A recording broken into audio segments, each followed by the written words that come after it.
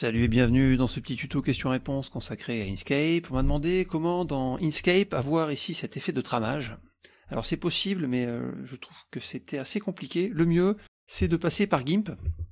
Donc je vais aller dans GIMP, faire un petit CTRL Z. Voilà, donc là j'ai une photo. Donc il faut tout simplement aller ici dans Filtre, Distorsion et choisir Papier Journal. Donc on a une fenêtre ici qui s'ouvre. On peut jouer ici sur la période. Je vais réduire un petit peu de façon à ce qu'on voie quand même mieux le visage, que ce soit un peu plus précis.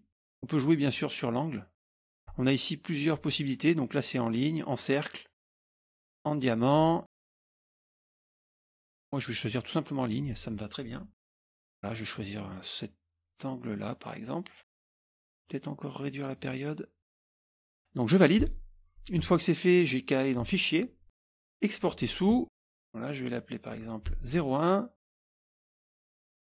Exporter, remplacer, exporter. Après je vais dans Inkscape, et dans Inkscape je vais aller dans Fichier, Nouveau. J'appuie sur 5 pour que mon document soit adapté à ma fenêtre. Je vais importer donc l'image, Fichier, Importer. L'image est là, je clique dessus, Ouvrir, Incorporer, OK. J'adapte ma sélection à mon document, donc j'appuie sur CTRL-SHIFT-R, comme ceci. Pour zoomer, je peux appuyer sur plus, pour dézoomer c'est moins comme d'habitude. Je peux cliquer sur la molette de la souris pour me déplacer. Donc on va aller dans Chemin, vectoriser un objet matriciel.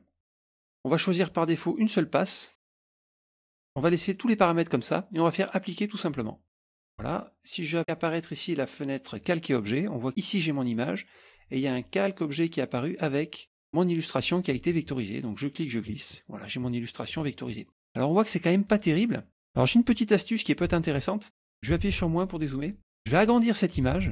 Donc j'appuie sur moins. Je clique ici sur la flèche, j'appuie sur CTRL-SHIFT, qui permet d'agrandir mon image.